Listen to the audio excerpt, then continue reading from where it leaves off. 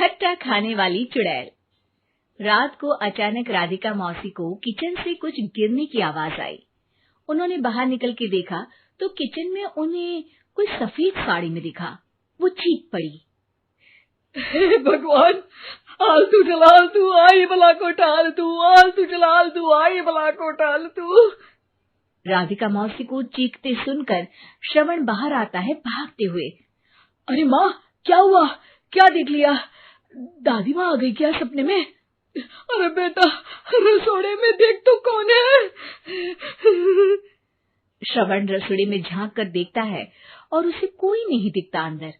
अब रसोड़े में तो कोई नहीं है माँ। कोई सफेद साड़ी में नहीं है क्या? नहीं माँ, कोई भी नहीं है। चिल्लम चिल्ली की आवाज सुनकर काजल भी वहां आ जाती है। अब क्या हो गया माँ जी? अरे बेटा, रसोड़े में एक चुड़ैल थी सफेद साड़ी में। अरे क्या कर रही थी वो अंदर? अरे बताया नहीं, कल आएगी ना तो पूछ लूंगी। चुड़ैल जी, आपका क्या प्लान है? माँ जी, रात बहुत हो गई है, आपने कोई बुरा सपना देखा होगा, चलिए सो जाइए।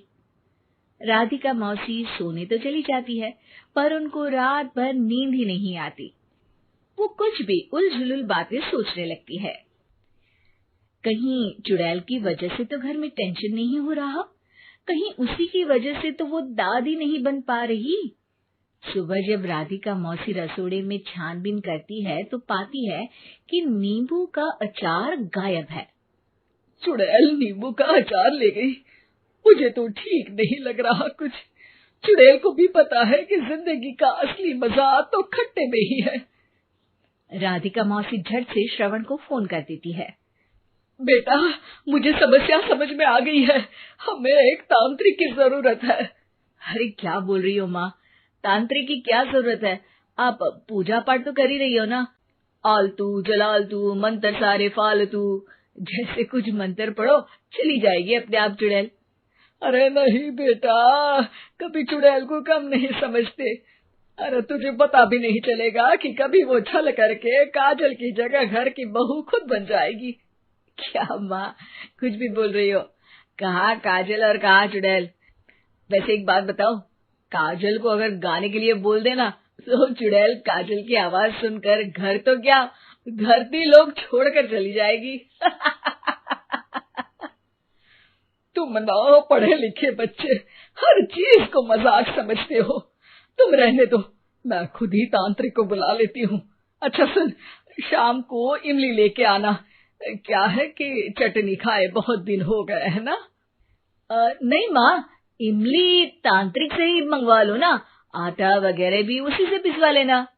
देखो मुझे काम करना है। श्रवण रात को कई तरह की सब्जियों के साथ माँ के कहने पे चटनी के लिए इमली भी ले आया था, लेकिन राधिका मौसी के दिमाग में अलग ही फिल्म चल रही थी। उन्हें अब सिर्फ शक ही नहीं यकीन होने लगा था कि शायद चुड़ैल ने श्रवण पर अपना जाल बिछा दिया था, जिस वजह से श्रवण उनकी बात ही नहीं मान रहा था। पर कोई नहीं, आने वाली रात में राधिका मौसी खुद तैयार हो गई चुड़ैल को पकड़ने के लिए।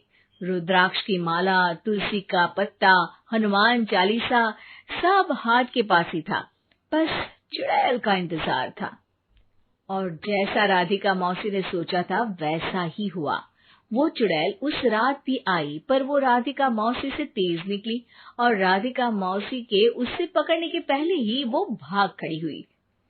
जरूर बहू पे साया है उस चुड़ैल का, तभी तो श्रवण के कमरे में गई है। और अगली सुबह राधिका मौसी पिछली रात हुए हमले में किन चीजों का नुकसान हुआ उसका हिसाब लगा रही थी।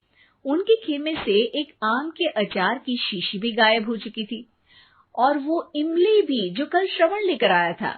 राधिका मौसी इस बारे में सोच ही रही थी कि श्रवण जल्दी से रसोड़े में आकर दवाइयों की पोटली ढूंढने लगता है। अरे बेटा, क्या हो गया? अब माँ, वो काजल की तबीयत खराब है, बहुत घबराहट हो रही है उसे। हे भगवान, मैंने पहले ही कहा था कि तांत्रिक को बुला लेते हैं, पर नहीं, अब देखो उस चुड़ैल ने काजल को अपने वश में करना शुरू भी कर दिया है। हालांकि श्रवण भूतों में विश्वास नहीं करता था, पर अब वो भी डर जाता है और राजी हो जाता है एक तांत्रिक को बुलाने के लिए। कुछ ही घंटों में तांत्रिक आ जाते हैं और राधिका मौसी तांत्रिक जी को सब बता देती है। घोर संकट, घनघोर संकट, चुड़ैल को मारू जोर चाकट, ओम भट स्वाहा खटखा के आहा। अरे ये क्या मंत्र है? मेरे खुद के ओरिजिनल मंत्र है, कल रात को ही लिखे हैं, अच्छे लगे तो दाद चाहूंगा। एक और मंत्र सुनो, अर्ज किया है आब्राकडाब्रा, दिल्ली बम्बई आगरा, चंदा मामा सोवरले सुरन मामू जारा। ये मंत्र है?